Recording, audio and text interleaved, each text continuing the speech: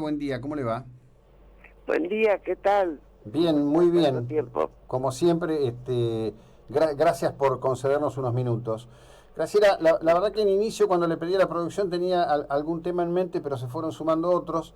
Pero quería empezar por esto, y es su lectura al respecto de esta controversia que se ha generado por lo que en principio se llamó la recuperación del nieto 130 y que parece que está puesta en un lugar donde alguien va a tener que dar explicaciones de cómo se llegó a esta situación, ¿no?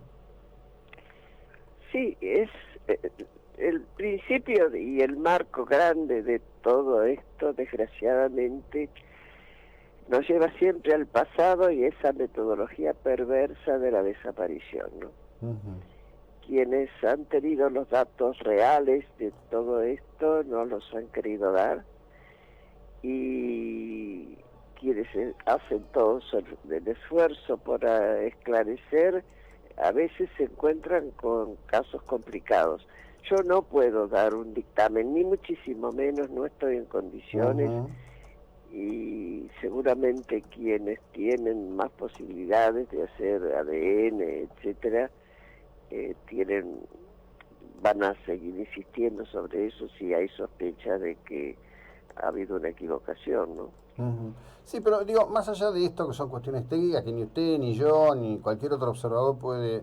Lo que me impacta enormemente es que en definitiva estamos hablando de dos personas desaparecidas, Así es. independientemente de que una de ellas estuviera vinculada a un servicio de inteligencia de la época más nefasta de la historia reciente de la República Argentina.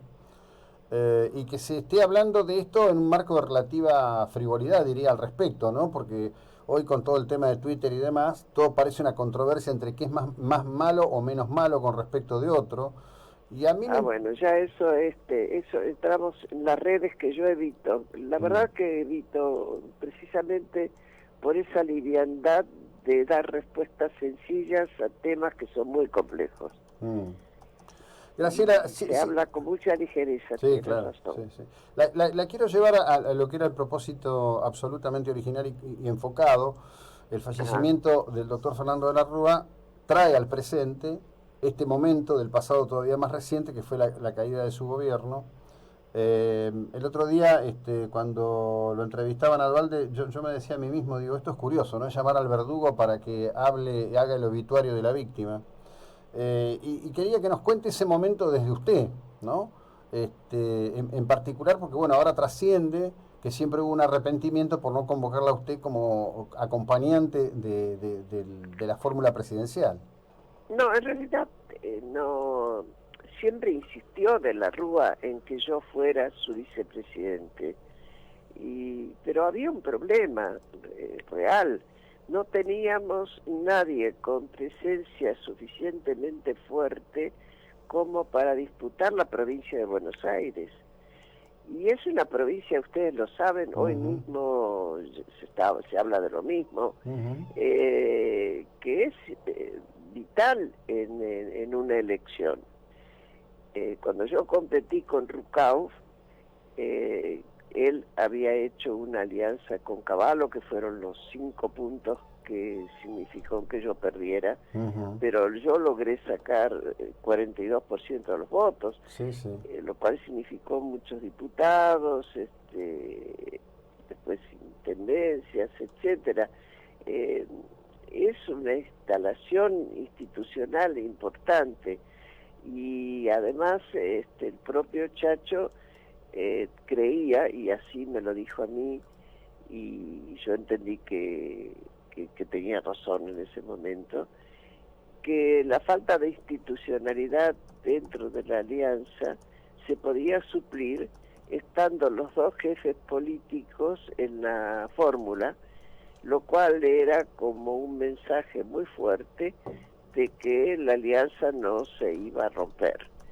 Después, desgraciadamente, fue él quien la rompió, ¿no? Claro, sí, bueno, que en realidad ese para mí es el principio del fin del gobierno porque Así es, así es. de hecho tengo muy presente conversaciones con dirigentes radicales, en realidad una que tuve con Federico Storani siendo el ministro del Interior en la Casa Rosada, donde ellos ponían un énfasis enorme en la personalidad de Chacho y de Chacho como pilar del esquema, ¿no? ¿Usted tuvo alguna vez oportunidad de volver a Bueno, hablar? era el jefe político de una de las dos fuerzas, Sí, eso sí, eh, era importante, era muy importante. sí, sin ninguna duda. Y dígame, ¿usted tuvo oportunidad de volver a hablar con él después de ese episodio? Porque... No, con Chacho no. Bueno, ajá, sí, y en lo inmediato sí, porque después hubo un intento de Chacho que de la Rúa rechazó de volver claro. él como jefe de gabinete, pero bueno, de la Rúa no lo aceptó. Creo que se equivocó en ese momento, él hubiera necesitado hacer más política, por lo tanto incorporar más gente a su gobierno, pero había quedado, se ve, muy molesto y malherido por el abandono de Chacho, y bueno, las cosas fueron lo que fueron. Bueno, y dígame una cosa, hay un punto, yo siempre cito, y antes de eso siempre digo, bueno, los amigos radicales, el que quiera enojarse, que se enoje. Raúl Alfonsín no fue inocente en la caída de la Rúa. No, pero no, yo creo que ahí hay un concepto equivocado. Y perdone, yo no puedo ver las cosas de la misma manera. Ujú.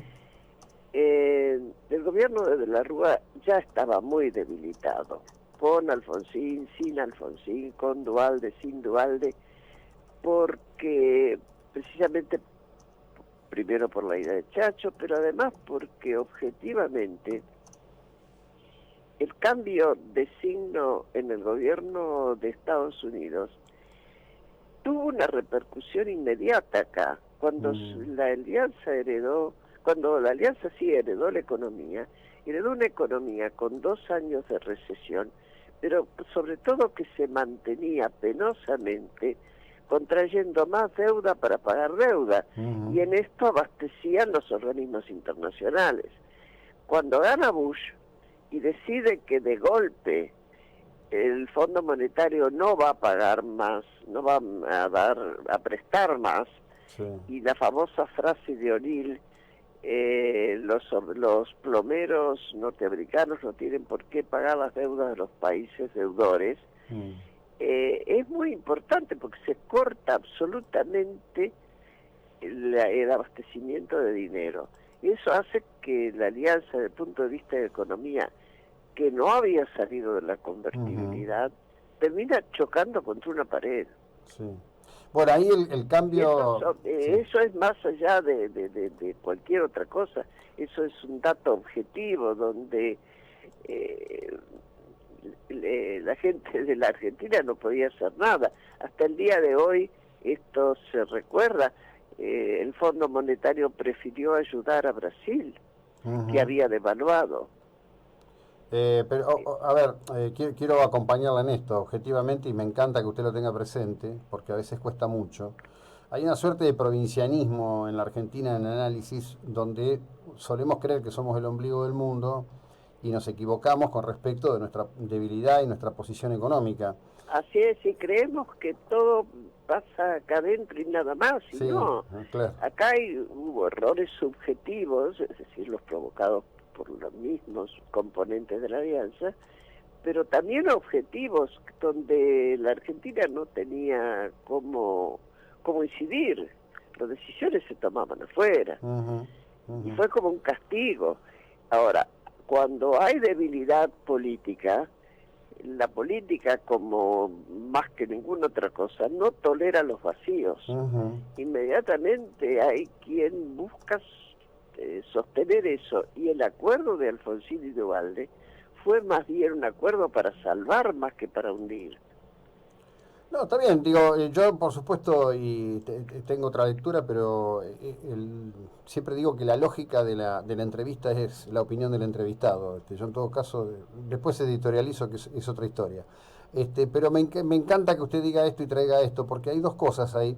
La frase completa fue, los plomeros y los carpinteros de Estados Unidos no tienen por qué pagar la cuenta de los países irresponsables, y se juntó con otra cuestión que tenía mucho que ver con el primer gobierno de Bush, que era su formación su profunda formación religiosa de sectores calvinistas protestantes, donde la visión del dinero y la responsabilidad del dinero es completamente distinta, y ellos empiezan a hablar del riesgo moral, el moral hazard, justamente, e introducir ese criterio. Argentina nunca pudo ideológicamente encontrar un discurso para enfrentarse a esa situación. Ni el discurso ni la actitud, porque teníamos una economía muy cerrada, muy poco competitiva.